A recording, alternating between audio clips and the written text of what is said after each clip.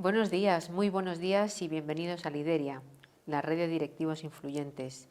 Hoy vamos a hablar de ciberseguridad y de tendencias en este área.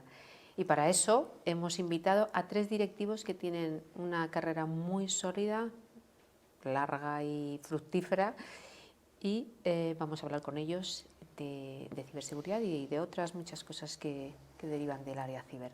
En primer lugar, tengo aquí a mi izquierda, y es el primer invitado al que voy a presentar, a Guillermo Llorente, que es el director corporativo de seguridad de Mapfre. Guillermo, 1.000.000 de gracias por venir y por hacer un hueco en tu agenda estar aquí hoy con nosotros. Pues buenos días a todos y muchas gracias, Samira, por invitarme. Es un placer estar aquí con vosotros y con estos compañeros.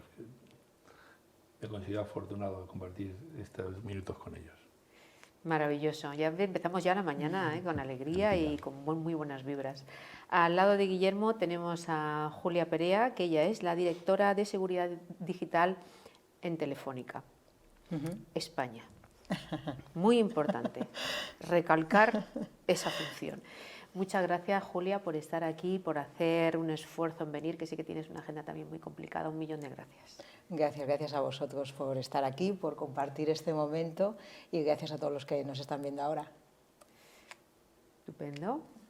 A su lado tenemos a nuestro último invitado, que es Carlos Solé, y es el CISO de Banco Santander España. Pues muy buenos días y de nuevo un placer estar aquí con amigos, porque este sector va muy de ser colegas, ¿no? Todos. Y oye, más interesante estar ahora mismo aquí que apagando fuegos o haciendo otras cosas, ¿no? Encantado de estar. Gracias. Estupendo. Pues yo sí que estoy súper contenta, todo el equipo de realización y los más de 250 invitados que tenemos ahora mismo pendiente de escucharos y de que compartáis con ellos vuestro conocimiento, vuestras experiencias. Y si os parece, a mí me parece que lo que puede ser más interesante para empezar el programa es hacer como una valoración inicial, por decirlo de alguna forma, de qué es lo que está pasando ahora mismo en el mundo ciber. ¿Por qué nos atacan tanto? ¿O es que no nos atacaban antes tanto y ahora es que nos enteramos más? ¿Por qué cada vez hay más malos? ¿Por qué hay tantos problemas de ciberseguridad? Ya sé que es una pregunta muy amplia y que es complicado contestarlo, pero también sé que tenéis mucha información y que tenéis unas posiciones muy privilegiadas para saber qué es lo que está ocurriendo. Así que si sois tan amables, cuando queráis y quien queráis, adelante. Bueno, si quieres... Venga, sí. empiezo yo. ¿Por qué nos atacan? Bueno, esto es que es un negocio muy rentable. Al final, pues el cibercrimen, los malos, ¿por qué actúan? Pues porque tienen resultados.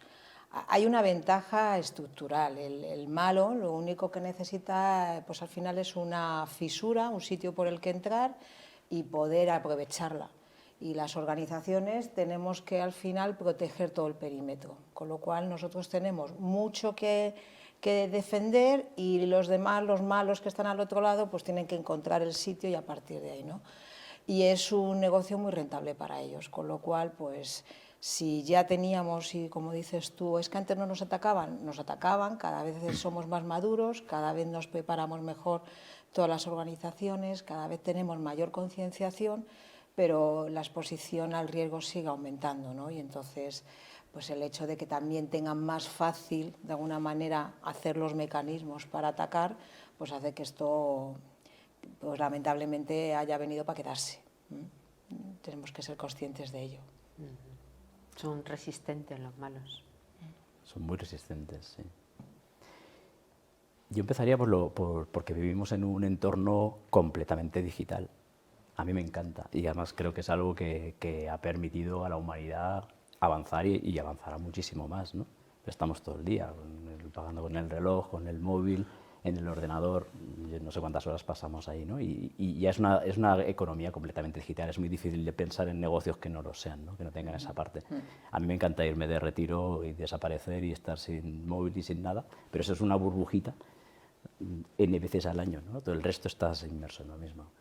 ¿Qué ha ocurrido también? Hay dos factores que tienen muy a tiro los cibercriminales, ¿no? y que han tenido muy a tiro cada vez más. El primero es el factor humano.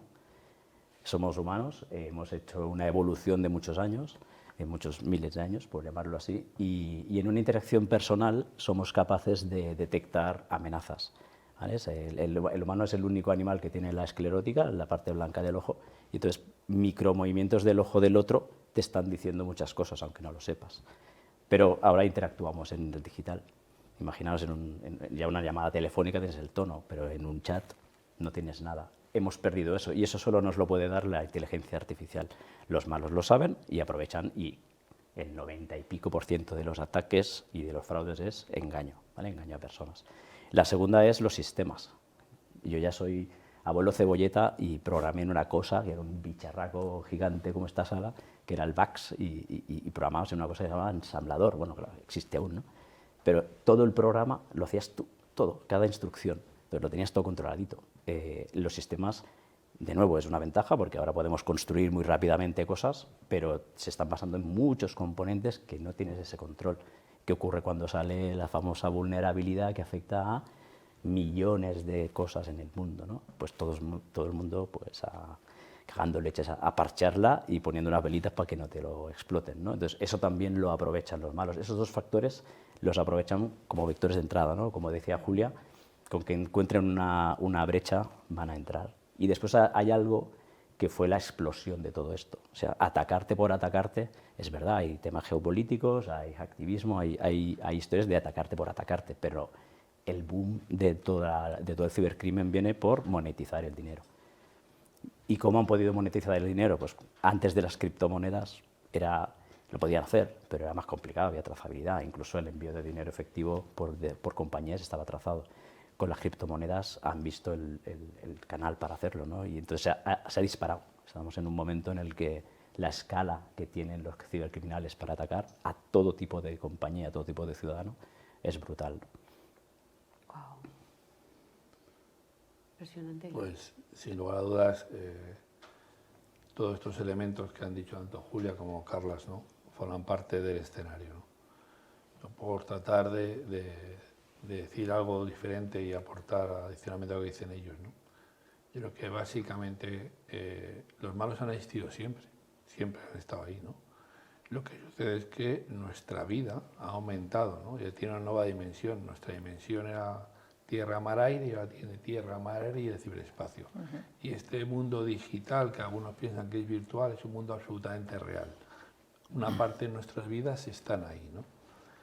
Y cada vez más, en esa revolución de la que hablaba Carlas, que ha posibilitado un desarrollo humano y económico como nunca antes en la historia, esta nueva revolución, la cuarta o la quinta revolución, ha hecho que los humanos y las empresas dependamos vitalmente de estos medios. Es decir, sobra decir qué nos pasa a nosotros si nos dejamos el móvil en casa.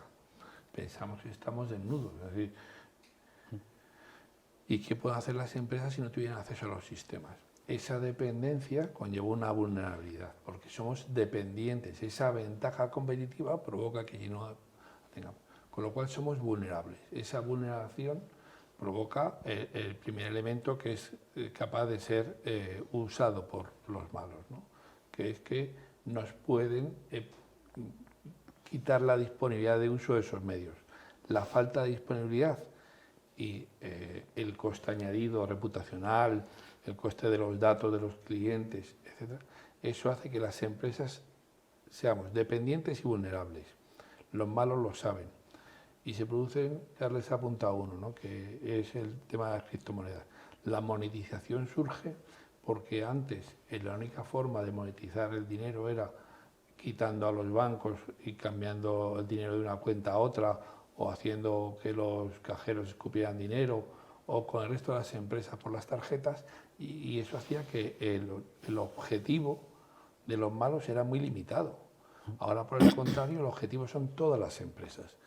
Entonces, se ha generado una inmensa industria del mal porque el objetivo son todas las empresas que son vulnerables. Entonces, se ha aumentado tremendamente el objetivo, primera cuestión.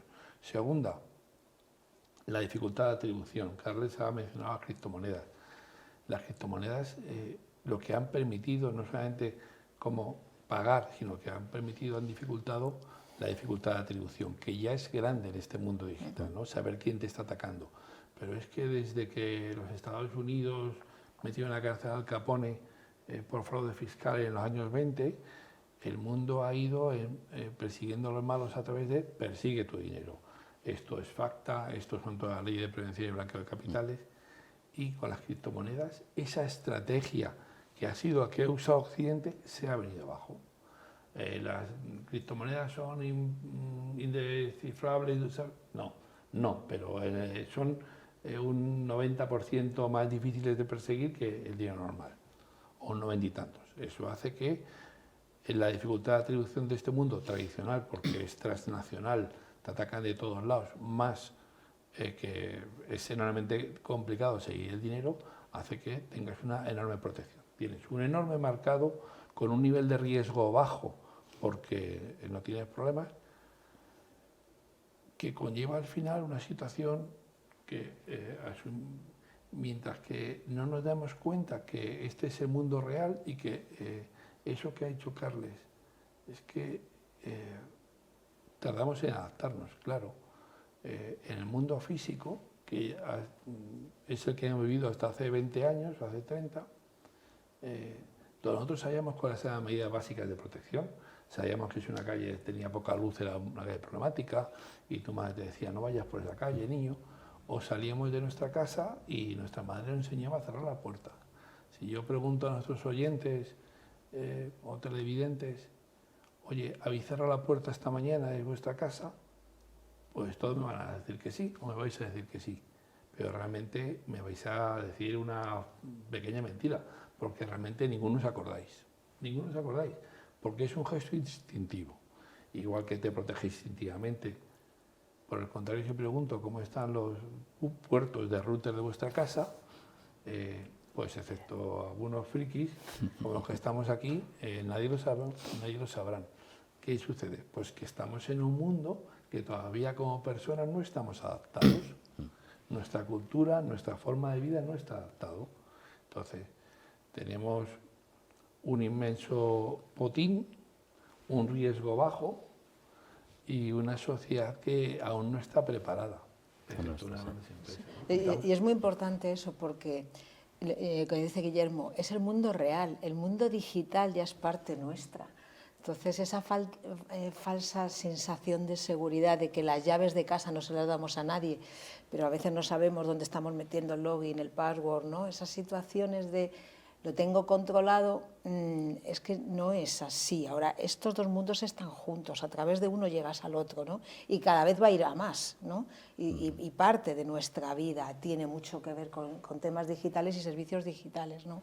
Entonces, esa conciencia y programas como el que tú haces, Amira, de estamos en este mundo real donde los malos, los ciberdelincuentes existen y hay una responsabilidad que tenemos que asumir como ciudadanos, como empleados muchas veces, como organizaciones, pequeñitas, grandes, todas, ¿no? De que, bueno, que esto es parte ya de nuestra vida. Igual que nos ponemos el cinturón, ¿no?, de seguridad cuando estamos en el coche, pues hay determinadas medidas que entre todos tenemos que hacer, pues como dice Guillermo, ¿no?, que asumirlas en el ADN, ¿no? Y muchas veces son sentido común. Sí, Es aprendizaje de sentido común. En las compras online, Ajá. que yo siempre digo son más seguras que las compras en presencial, no te van a robar la mercancía, pero son 4 cosillas y aún sorprende, ¿no? Y también yendo a analogías, si tú vas por la calle y alguien te está vendiendo una caja con un iPhone de última generación por 200 euros y no te enseña lo que hay dentro, incluso si te lo enseña, pues seguramente habrá quien picará, pero la mayoría no lo van a comprar.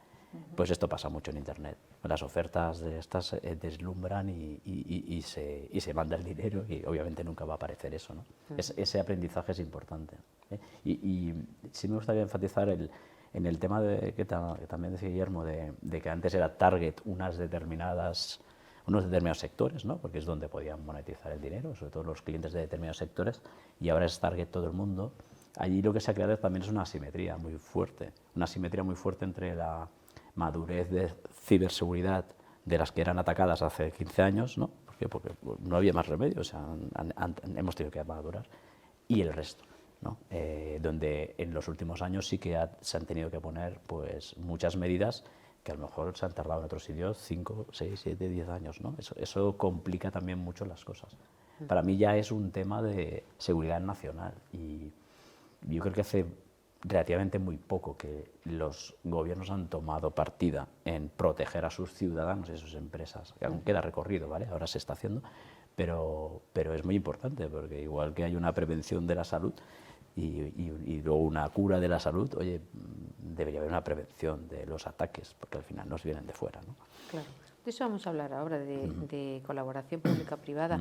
Pero antes quiero recordar simplemente a nuestros oyentes, a las personas que están hoy con nosotros en el programa, que hay un número de teléfono que es un WhatsApp, que lo tenéis ahora mismo en pantalla, 321, ya está, ya lo tenéis ahí, para que podáis escribir y hacer vuestras preguntas y nuestros invitados os las van a contestar con mucho gusto durante el programa o al final del programa. Y seguimos.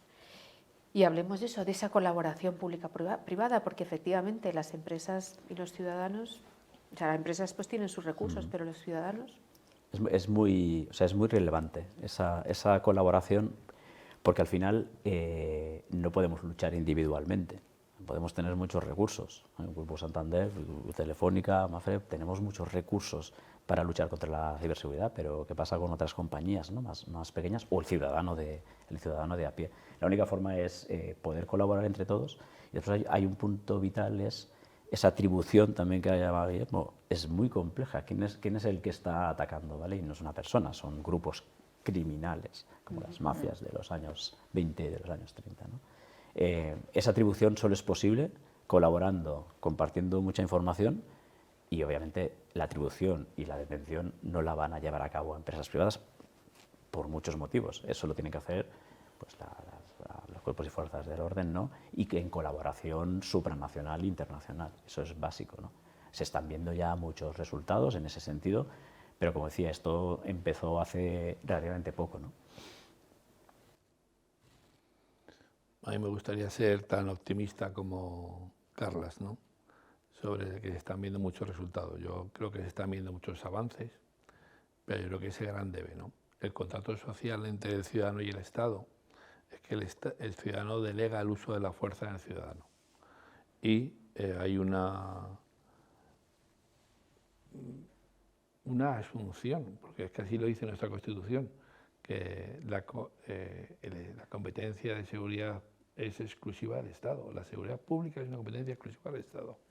Entonces, la seguridad pública la tiene que garantizar el Estado. Por eso no tenemos que llevar armas por la calle, ni tenemos ejércitos privados, porque es el Estado quien nos protege.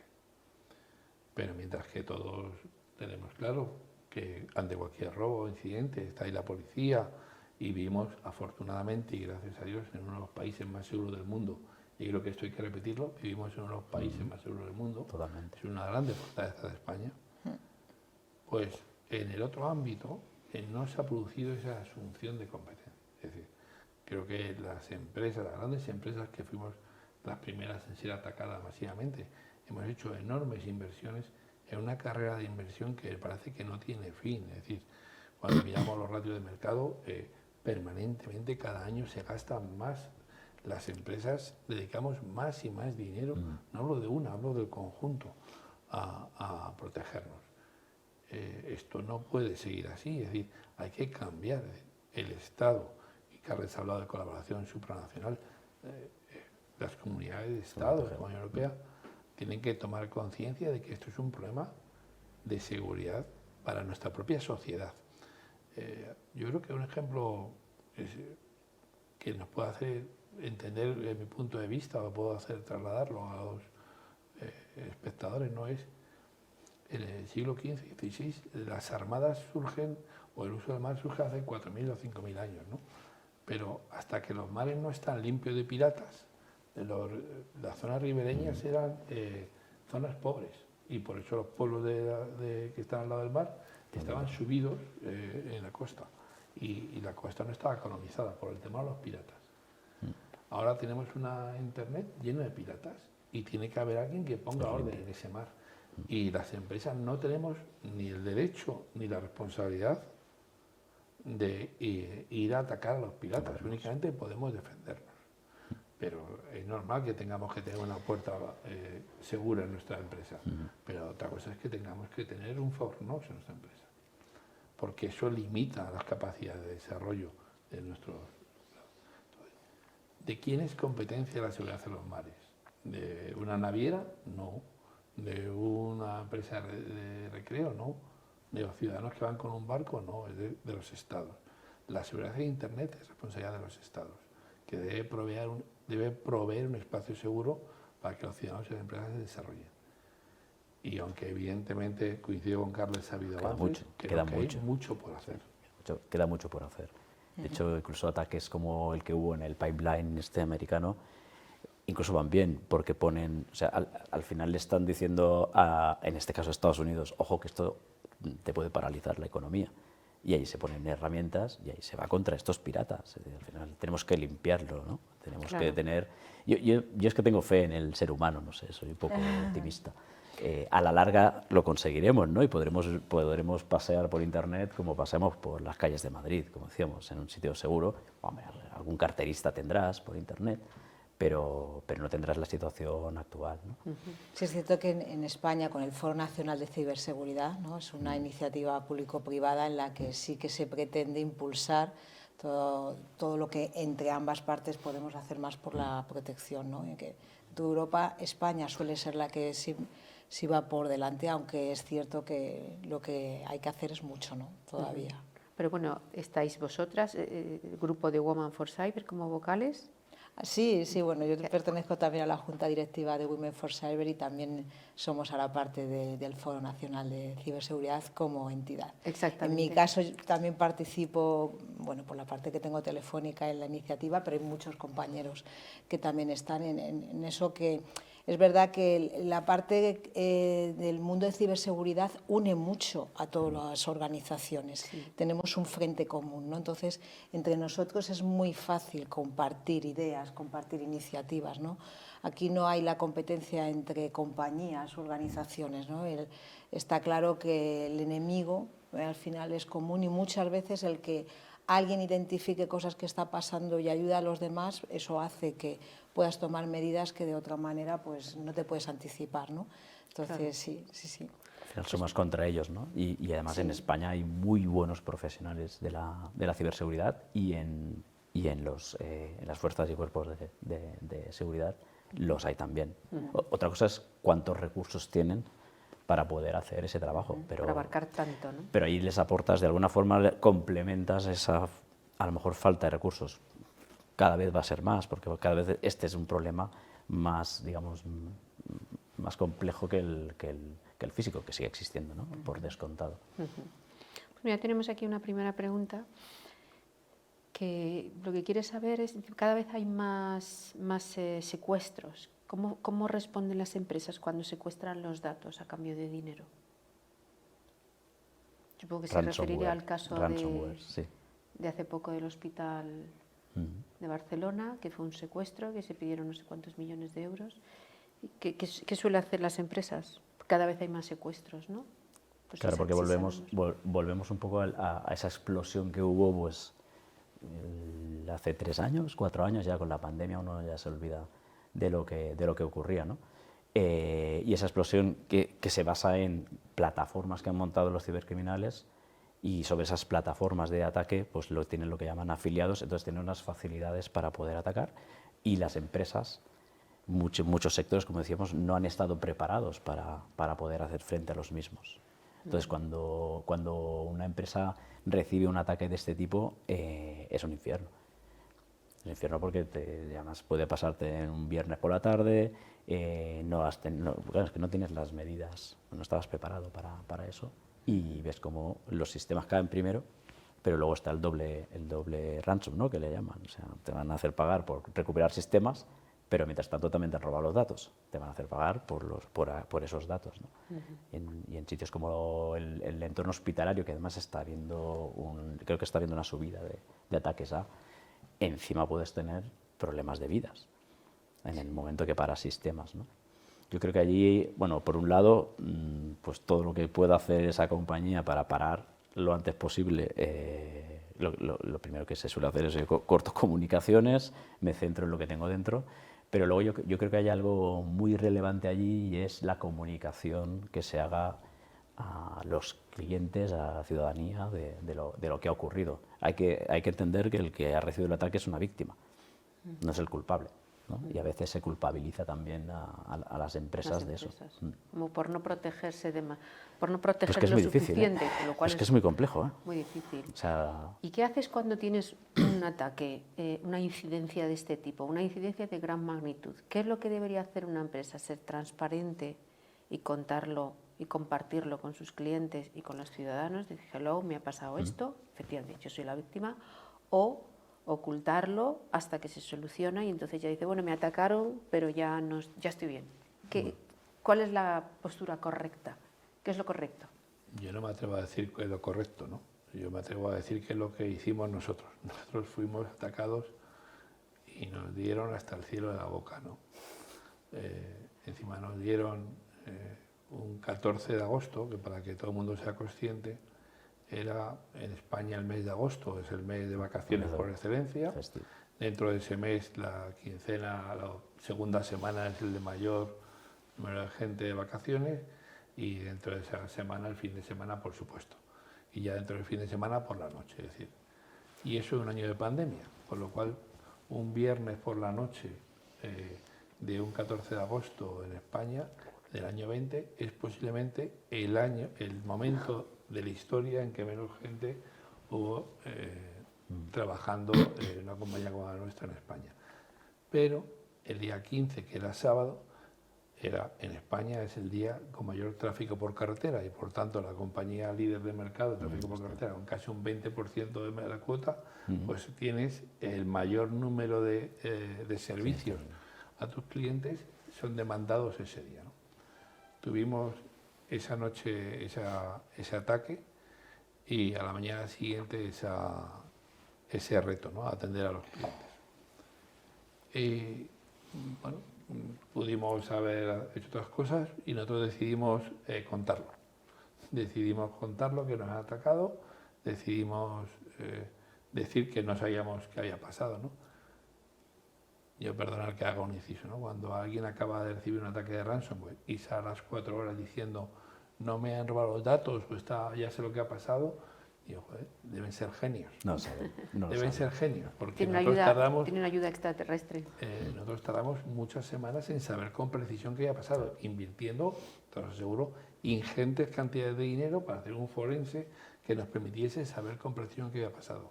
Durante mucho tiempo dijimos, no ha habido una fuga de datos masivos porque tenemos elementos que nos han permitido saber que están bloqueados y no han llegado a la grande base de datos, pero no sabemos qué ha podido pasar. Cuando tardamos meses en decir, hoy puedo garantizar que se han llevado datos. Cuando fui capaz de trazar lo que había pasado, ¿no? Decidimos ser transparentes porque creemos que es lo que había que hacer y pudimos evitar el tener que pagar porque pensábamos que era lo que había que hacer y porque teníamos una copia de seguridad limpia y ajena. Si no hubiéramos tenido esa copia de seguridad, no sé qué habría pasado, hubiéramos estado en otro escenario. Afortunadamente teníamos una copia de seguridad, afortunadamente teníamos la capacidad para levantarnos y afortunadamente teníamos planes de continuidad de negocio que nos permitieron responder. Siendo conscientes que si alguien piensa que hay un plan de continuidad de negocio que establece vas a tener una pandemia absoluta, total, vas a tener a todo el mundo en tu mundo teletrabajando y encima en ese momento vas a tener un ataque que te tumba abajo todos los equipos porque los equipos están conectados todos para que la gente teletrabaje, ese escenario yo al menos jamás habíamos imaginado siquiera, ¿no? Porque no es un cisne negro, es una bandada de cisnes negros que te pasan por encima. Pero lo que sí te permite esos planes, si los has ensayado, no si los tienes en un aquel, ¿no? Los planes al final sirven para ensayarlos y para que tengas hábitos aprendidos. Si los has ensayado, te permite tener respuesta, ¿no? Pues contención, refuerzo, recuperación del servicio. Yo creo que todos los que estamos en este mundo sabemos lo que hay que hacer porque el manual está hecho, pero y el libro lo dice, ¿no? Pero hay que tener Hay que estar ahí cuando se apaga la luz, cuando has tirado todo, cuando las primeras medidas que tomas de corte de comunicaciones hacen que todavía la luz se hace más oscura y poner en marcha cosas que debes tener previstas y más vale que las tengas previstas, ¿no? Y la segunda parte de la transparencia, porque lo que ha dicho Carles es fundamental, ¿no?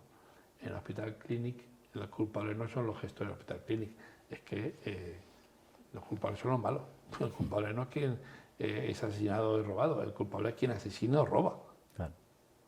Entonces, eso es un punto, ¿no? Y yo por eso creo que ser transparente ayuda a concienciar sobre el problema, ayuda a que el gobierno ponga medios y ayuda a los demás a que sean conscientes de que tienen que adoptar medidas básicas, ¿no? O sea, como ha comentado Guillermo en su caso, te estaba escuchando y digo, pues a lo mejor ayuda, ¿no?, a los demás contar el nuestro, entonces, ¿no? Que no es habitual que lo comentemos, pero bueno, voy a comentar. Nosotros fue un viernes también, fue el 12 de mayo de 2017, donde el lunes era fiesta en San Isidro, en la Comunidad de Madrid, ¿no?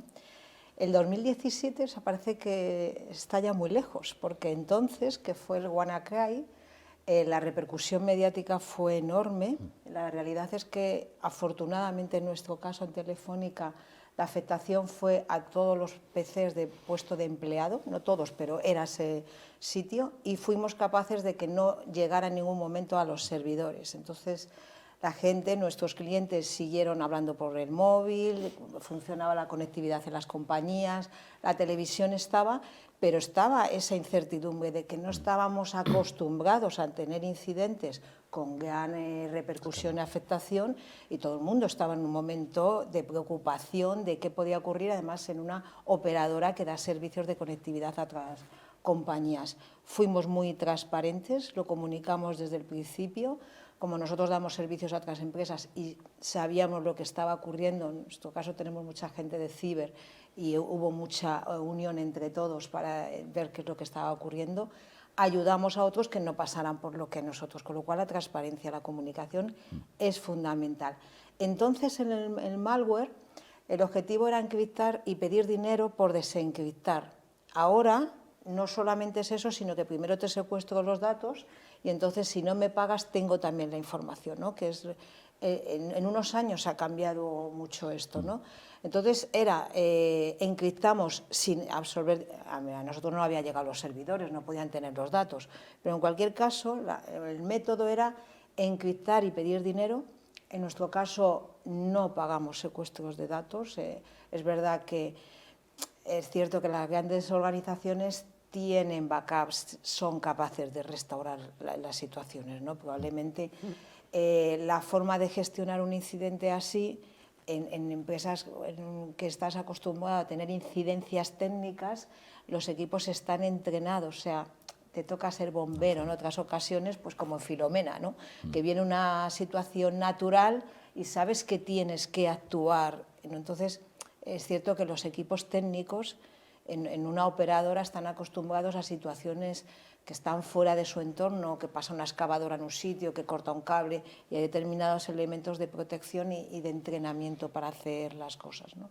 Entonces, es importante la transparencia, muchísima colaboración entre todos, tener esos planes y entrenar la gestión de crisis, de cómo se establecen que la alta dirección, los que sean los responsables de las empresas pequeñas o grandes, qué tienen que hacer en ese momento y tomar decisiones. Los backups son muy importantes para poder restaurar. Las pymes a veces están en una situación en la que después no se levantan ante un incidente porque no pueden recuperar la situación. Eso es relevante. Y tienes que tener un poco de análisis de por dónde te están entrando, lo que nosotros llamamos el paciente cero, ¿no? Porque si tú te pones a levantar algo y la puerta sigue abierta en otro sitio, pues se vuelve a entrar de la misma manera y vuelves otra vez, ¿no? Entonces hay casos en los de, pues cuando se compromete un directorio activo, por ejemplo, ¿no? De la gente rápidamente intenta restaurar una situación donde el virus lo sigues teniendo dentro, ¿no? Entonces, tener un análisis o ser capaz de hacer los forenses o en quién te puedes ayudar para determinar dónde está el problema, taponar ese problema, protegerte y restaurar. Allí, claro. Sí, sirve un poco de ayuda. Y allí el entrenamiento, como bueno, lo ves mencionado, pero el entrenamiento es básico y eso a lo mejor en pequeñas empresas no es tan caro. Es decir, ponerse en una situación, y el entrenamiento no son los equipos técnicos, también son todos, la comunicación, el equipo financiero, el equipo comercial. Es decir, ponerse en una situación que además hay playbooks por ahí, la puedes ir siguiendo y qué ocurriría, ¿no? Oye, te pones ya, han entrado y estás sin sistemas, ¿qué haríamos? ¿Cómo lo comunicaríamos? Y a partir de allí ver de una forma muy holística dónde tengo los principales problemas. Porque a lo mejor en un ataque de ransomware depende de tu negociado, y estoy pensando también en pymes, ¿no? En grandes empresas pues todo te puede doler, pero a lo mejor te da igual que esté caída tu web comercial, depende del negociado. En cambio otros pues es lo más importante. Entonces hacer esa reflexión inicial, equipos pequeños, en sentarse en una mesa, hacer una reflexión inicial te va a servir mucho para poderte entrenar.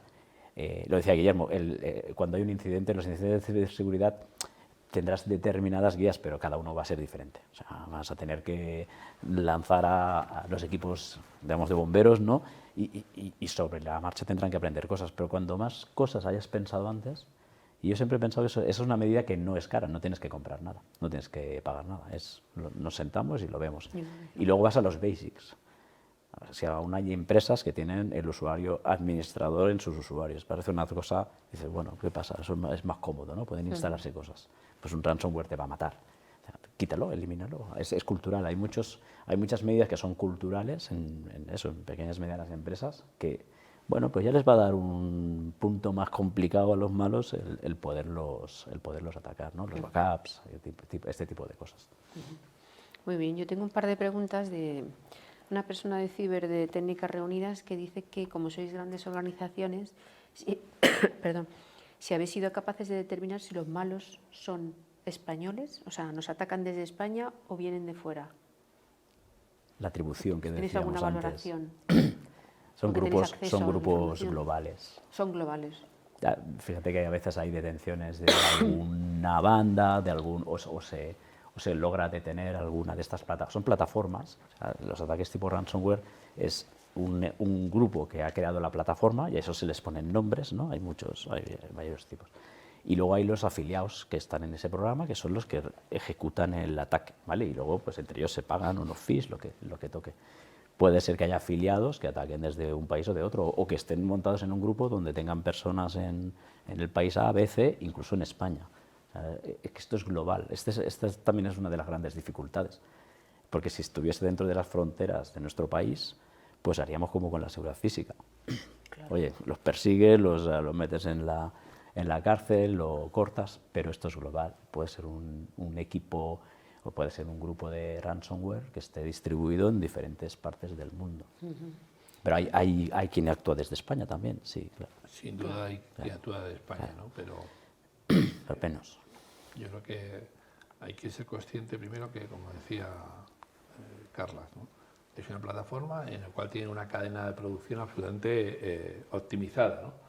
Y con un time to market mejor que el nuestro, fijo. Y unos call centers de la hostia. Y el business case es el business case, ¿no? Y cogen y hacen, unos capturan las contraseñas, otros utilizan, dejan un artefacto, lo venden y dicen, cada uno se especializa, cada uno de estos grupos se especializa en una parte del proceso, ¿no? Y otro ya en gestionar el ataque y eso está a la venta y en una continua optimización, porque el mercado así les exige, ¿no? Pero si me preguntas a mí, yo creo que la mayoría de los ataques vienen de fuera, ¿no? ¿Y por qué dices esto? Bueno, pues aparte de algunos informes que así lo manifiestan, ¿no? Y que reiteradamente ponen cuál es el origen de estos países, la experiencia propia nos dice que el ataque que nosotros se produjo afectó a todos los equipos, a todos los equipos Windows, excepto a aquellos que tenían el idioma configurado en uno de los idiomas de la antigua URSS. Es decir, cuando el idioma del Windows, era ruso, bielorruso, kazaco, ucraniano, pues el equipo no estaba contaminado. Qué casualidad. Entonces, claro, se autoprotegen en su propio país para que no los vayan a por ellos. Claro. para que ese artefacto que están manejando no les explote a ellos, ¿no? Claro. Entonces, bueno, pues si trabajaban desde España, su idioma de trabajo en los equipos era un idioma eslavo, ¿no? Claro. Bueno, pues ahí tenemos información. Y luego hay estados que sponsorizan y protegen a estos grupos. Claro. Los hay más explícitos y los hay no tan explícitos, pero que todos conocemos, ¿no? Entonces, claro, en esos estados es más fácil ser un hacker de este tipo, vas a estar más amparado por la ley. Aquí Claro, te van a... casi eres un héroe, ¿no?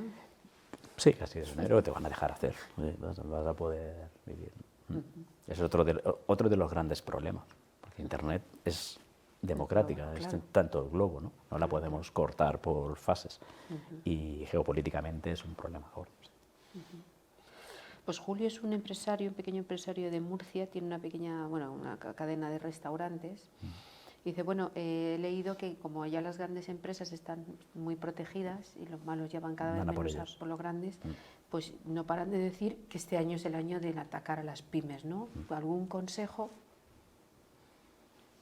Los basics, qué cositas sí o sí hay que hacer, ¿no? Pues repasemos si os Comentamos. parece bien. Tener una copia de respaldo, un backup, que además no esté directamente conectado a los servidores, porque si resulta que te comprometen el servidor y eso se transfiere al backup, pues resulta que ya tienes el backup comprometido, con lo cual de vez en cuando esas copias de seguridad o separarlas de un sitio que no estén conectadas, algo que siempre digas, uff, puedo volver a recuperar la situación.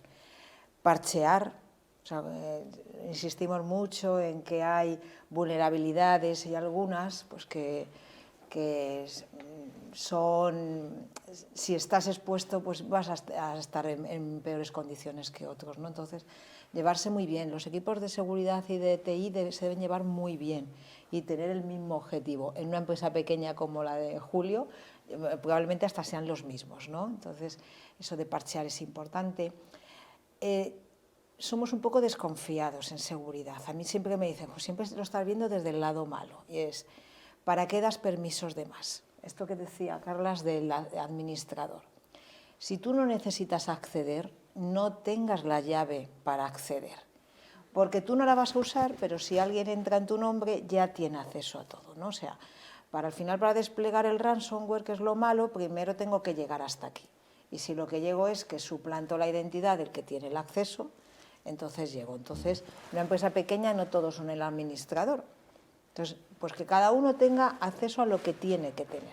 Esto de me da más facilidad la autonomía, hago lo que tengan siempre todos los permisos, pues no tienes que llevar las llaves de la empresa, todo el mundo tiene que llevar las llaves, ¿no? Pues no tengas esas llaves. O sea, el mínimo privilegio es importante. Nosotros decimos un poco lo de cero trust, de confianza cero. Si hay alguien que por la noche está entrando en los sistemas y realmente no trabajan por la noche, eso pinta mal, ¿no? Entonces determinadas cosas o te entran desde unas IPs que no deberían entrar. Mucho cuidado ahora con todos teletrabajamos y entonces la seguridad de las compañías es como cuando yo estoy aquí físicamente, lo tengo muy controlado, pero dejo una puerta abierta para cuando estoy desde casa y entro. Constantemente se escanea la red buscando esos puertos abiertos que decía Guillermo de los routers. Constantemente tú dejas algo abierto en Internet y hay alguien que viene a visitarte enseguida. Qué barbaridad. Enseguida. Está más que comprobado.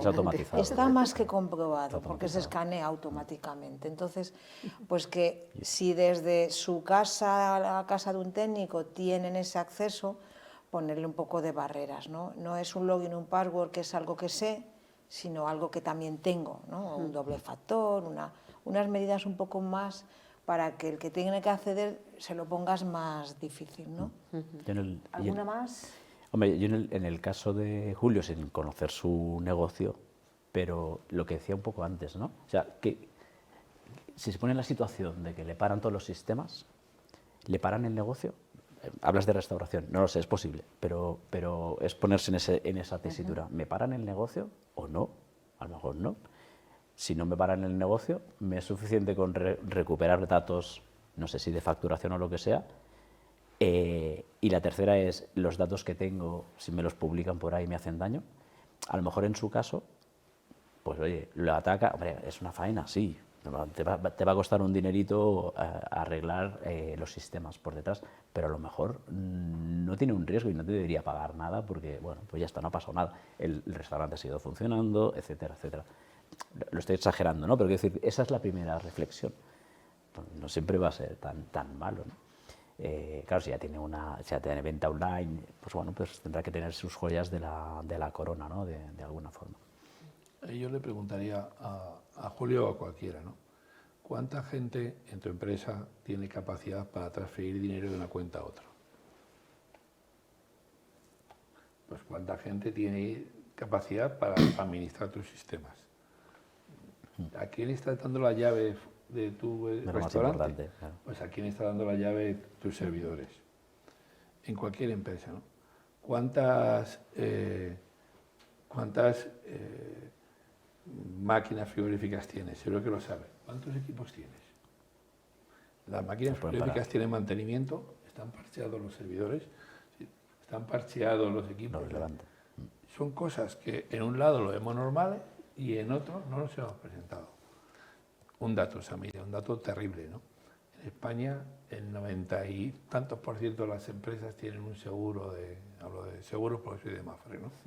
Tienen un seguro de incendios, de robo. De ciber. ¿Cuántas tienen un seguro ciber? ¿Existe seguro Sí, ciber? sí, claro que existe. Existe.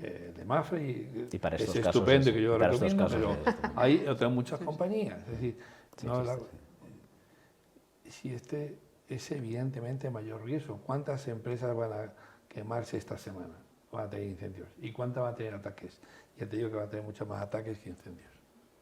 Sobre todo porque empresas más pequeñas no van a tener un equipo de ciberseguridad. Entonces, un ciberseguro que te va a dar en ese momento ese poder actuar sobre los sistemas, etcétera, ¿no? Te va a dar esas capacidades. Es que al final es otro de los problemas, ¿no? Todas estas medidas que son básicas, para nosotros, digamos, son fáciles. Tenemos miles de personas en sistemas, en seguridad, y que están haciendo todo el día, validándolo, etcétera. Vas a una pyme, va a tener su informática subcontratada, cada uno la suya. ¿Cómo escalas que esto sea más homogéneo, ¿no? Probablemente vengan, no sé, compañías que den plataformas más estandarizadas con capas de ciberseguridad también paquetizadas y que te proporcionen algo parecido a lo que tenemos las grandes compañías, pero aún, llamémosle así, a una escala y a un precio asequible, ¿no? Hay iniciativas en el mercado en ese sentido, pero se necesitará algo así. Incluso, porque no lo podría subvencionar una parte del Estado como parte de protección a sus pymes, ya vamos a la industria más pequeña. La mayoría de los seguros, el de Mafre, pero estoy convencido que todo tiene esos servicios, que, como dice Carles, es que la informática de una pyme muchas veces está externalizada. Sí, y está incluido en esa póliza. Realización, por favor, luego comprobad nuestro seguro que tenga la póliza, que cubra la parte de ciberseguridad, que entra en momento pánico. Entonces, es básico, es decir, ese mayor riesgo que nos enfrentamos en este momento como sociedad y no lo tenemos. Y ahí vuelve a estar la figura del Estado. El Estado creó el seguro agrario y creó el consorcio de compensación de seguros y creó el seguro obligatorio de responsabilidad civil de vehículos.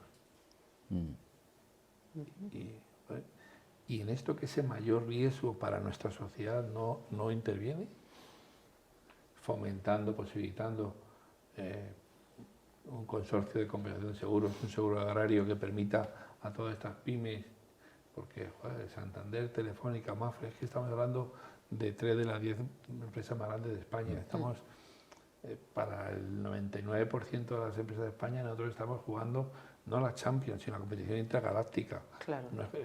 Tenemos equipos de varios centenares de profesionales,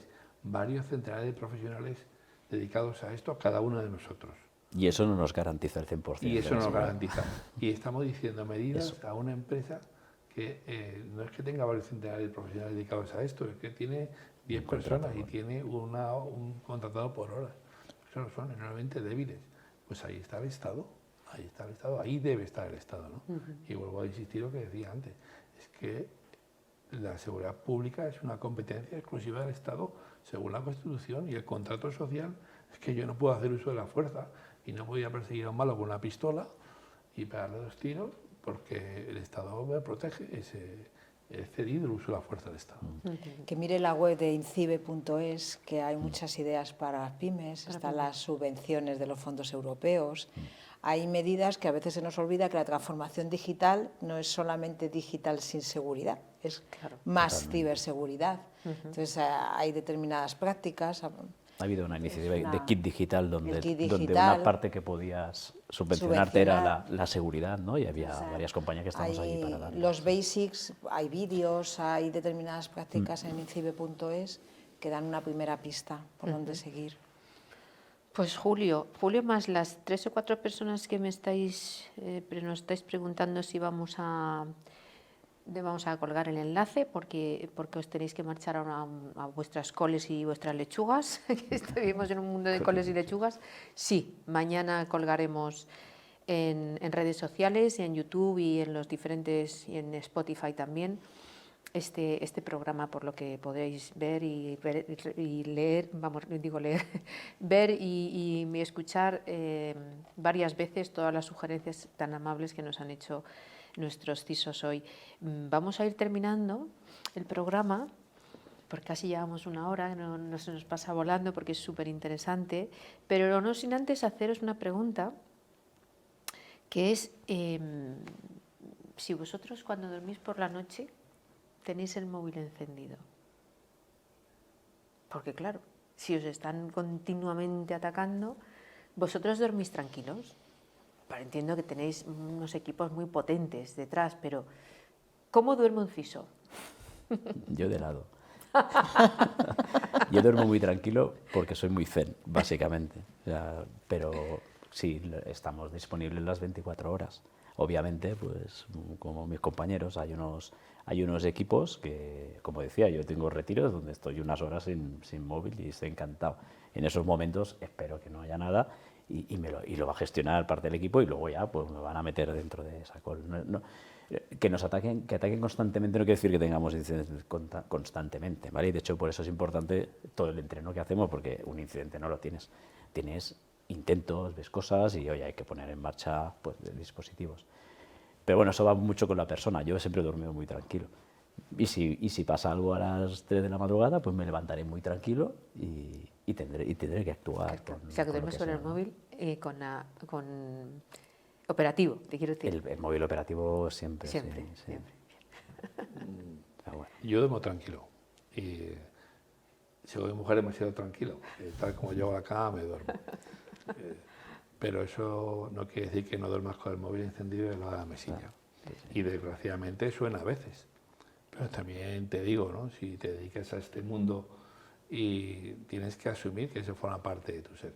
Y tienes que asumir que no deseas que pase, pero cuando pase no te mueres. Es decir, no te entra el ataque de ansiedad. Tú, digamos que el combate, la crisis forma parte de tu vida, ¿no? Igual que para alguien que se dedique a esto, pues una entrevista posiblemente nos haya generado más ansiedad esta entrevista que otras crisis, ¿no? A ti, en cambio, por el contrario. Es decir, la crisis forma parte de tu día a día, sabes que vas a tenerlas y que es innegociable. No puedes poner una cláusula en tu contrato. Yo, por la noche, sí, no...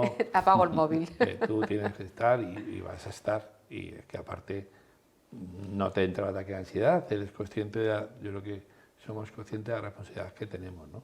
Cualquiera de nosotros, en los años que hemos estado, hemos tenido situaciones en las cuales hemos sentido que la continuidad de la empresa dependía de nosotros y esa carga de responsabilidad, pero va en el puesto, ¿no? Y debes sentirte cómodo llevándola, y si no, dedícate a otra cosa, que te pase más a gusto, al baile o Aunque a mí me llamaban más constantemente cuando llevaba tecnología que ahora que llevo ciberseguridad. Fíjate. O sea, es que es el mundo de la tecnología en general, o sea, pues hay incidencias. He dicho que es con la persona. Yo tengo un jefe que dice que soy del signo preocupona. Entonces, es verdad, o sea, llevo llevando temas de 24/7 toda mi carrera profesional y siempre he tenido el móvil y llevaba antes la parte técnica de sistemas y, por supuesto, me despertaba muchísimas más veces que ahora, ¿no? Pero, o sea, y es verdad, tienes que tener la cabeza fría en estas situaciones porque siempre estás amenazado, ¿no? Constantemente ves cosas que paras y que sabes que la situación de estar o no estar, los cines negros existen en ciberseguridad siempre, ¿no? Entonces, a mí me gusta transmitir la sensación de urgencia, ¿no? Es decir, es necesario actuar, es necesario, ¿no? Otra cosa es que yo por mi carácter pues lo cuento más de es necesario actuar, ¿no? ¿No? Y aún sabiendo que a mí me dicen, pero Julia, ¿tú ves todo lo que hacemos? Digo, es cierto, ¿no? O sea, hacemos mucho, ¿no? Pero sabes que en esto nunca es suficiente porque la seguridad 100% no existe. Entonces siempre tiene riesgos porque también la forma de no tener riesgos es no estás en digital, te quedas aquí físicamente y no compartes nada, pero el mundo es digital, ¿no? Y esto es parte ya de nuestra idiosincrasia, esto es así, ¿no? Entonces, por lo menos que la gente no diga no pasa nada, no perdona. Todos los días pasa y todos los días te enfrentas a situaciones y, por tanto, que todos los que están con nosotros esa corresponsabilidad, ¿no? Yo creo que los de seguridad siempre nos sentimos responsables de lo que hay y actuamos, pero somos parte de nuestras organizaciones o como ciudadanos tenemos una parte de responsabilidad o como empleados o como estudiantes, ¿no? O incluso las redes sociales a día de hoy en cualquier edad, ¿no? Tenemos que ser conscientes del mundo en el que vivimos, ¿no? y asumir con responsabilidad que todos somos parte de la solución, ¿eh? No solo del problema, sino de la solución.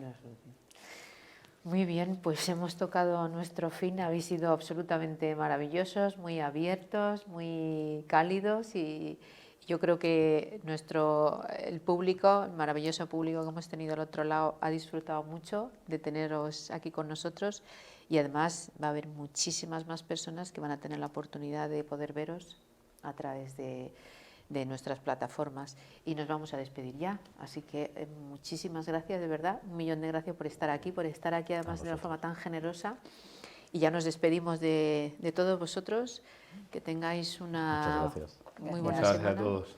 Muchas gracias y nos vemos el mes que viene para hablar de innovación disruptiva. Hasta la próxima. Hasta la próxima.